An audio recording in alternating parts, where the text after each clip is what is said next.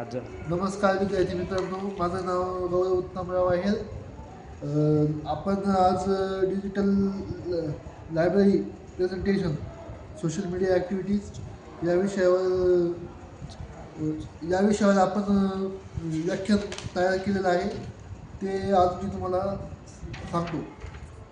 Digital library म्हणजे आपला विषय आहे डिजिटल लायब्ररी.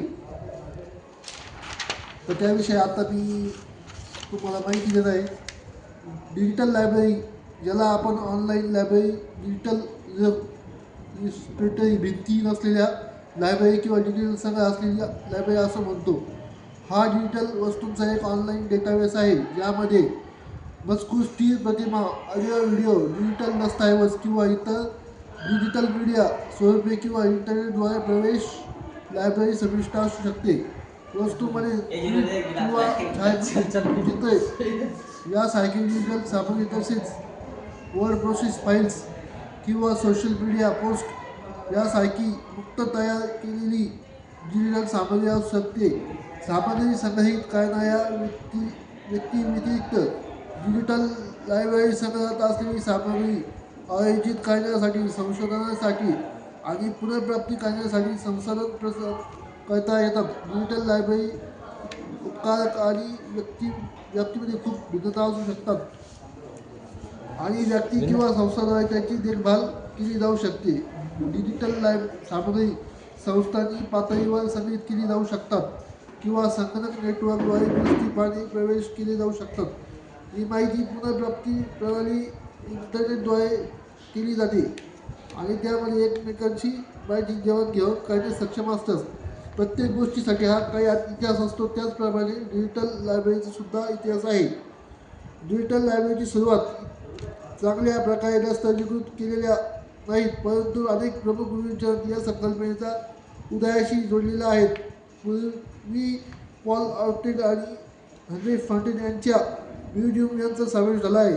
1895 मध्ये सुरू झालेला एक प्रयत्न होता, जेणेकरून जागतिक शांतता येईल या आशेने जगातील ज्ञान गोळा करून ते पद्धतशीरपणे कॅटलॉगिंग करता येईल.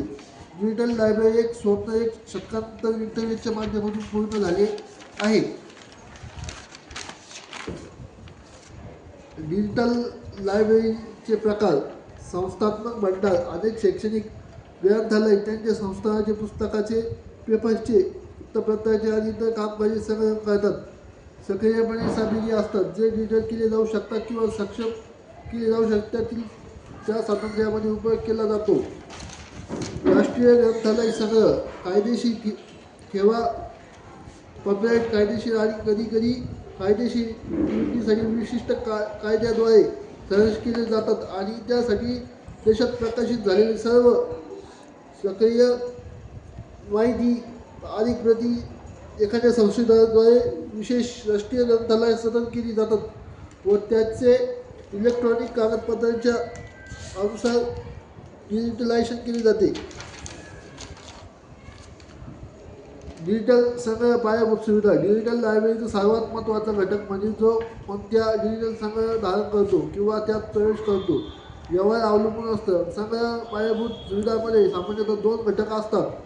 एक म्हणजे मेटाडेटा आणि दुसरा म्हणजे डिजिटल लायब्ररीत असलेल्या डिजिटल वस्तू. मेटाडेटा डिजिटल वस्तूंसाठी ग्रंथसूची किंवा अनुक्रमणिका माहिती प्रदान करतो. डिजिटल वस्तू हे प्राथमिक दस्तऐवज आहेत, जे वापरकर्त्यांना प्रवेश करण्यास सोयीस्कर असते. मेटाडेटा विविध शोध तंत्रज्ञानाचा वापर करून त्याची ओळख, पुनर्प्राप्ती आणि स्थान सुलभ करतो. डिजिटल लायब्ररीच्या माहिती सामग्रीमध्ये यात असलेल्या मीडिया प्रकारानुसार संचित मजकूर, स्थानात्मक डेटा, स्कॅन केलेल्या प्रतिमा, ग्राफिक्स, ऑडिओ आणि व्हिडिओ रेकॉर्डिंग आणि इतर मल्टीमीडिया सामग्रीचे आयोजन करू शकतात. सध्याच्या इलेक्ट्रॉनिक प्रकाशन बाजारपेठेत पारंपरिक आहेत, जसे की व्यावसायिक प्रकाशन विद्वत्ता संस्था, विद्यापीठ, प्रेस, जे त्यांच्या छापील जर्नल्स इलेक्ट्रॉनिक आवृत्त्या देतात, तसेच डिजिटल असलेल्या नवीन उत्पादने किंवा सेवा देतात. डिजिटल संतांचे संकलन करण्यासाठी आणि विधी प्रस्तुत करतात. डिजिटल ज्ञान: यामध्ये आपल्याला विविध सॉफ्टवेअर बाजारामध्ये उपलब्ध असतात, त्यामध्ये आपण त्याचा अभ्यास करून कोणते सॉफ्टवेअर हे आपल्या ग्रंथालयासाठी उपयुक्त आहे याचा आपण निवड करू शकतो. यामध्ये आपल्याला आवश्यक असलेल्या गोष्टी ब्राउझिंग, शोध आणि नेव्हिगेशन, डिजिटल ऑब्जेक्टिव्हनी भरलेली डिस्क, पूर्णपणे ठेवले असे वापरता येईल. डिजिटल ऑब्जेक्ट विकसित करणे आणि विरोधी समुदायासाठी प्रयोग बनवणे आवश्यक आहे. संग्रहित इलेक्ट्रॉनिक साधनांची संख्या आणि रंग वाढत असतात. वापरयुक्त डिजिटल साधने ब्राउझिंग करणे, शोध घेणे आणि नेव्हिगेशन करण्यासाठी आपल्याला एक इंटरनेट आणि संगणकाची आवश्यकता असते. यामध्ये आपण मेटा डेटा आणि प्रत्येक ऑब्जेक्ट सहित नियुक्त करू शकतो. त्याचं ब्राउझिंग शोधणे आणि नेव्हिगेशन सुलभ करण्यासाठी डिजिटल ऑब्जेक्ट संबंधित मेटा जोडणे आणि ब्राउझिंग शोध आणि नेव्हिगेशन इंटरफेस तयार करणे हे महत्त्वाचे कारण असू शकते. धन्यवाद.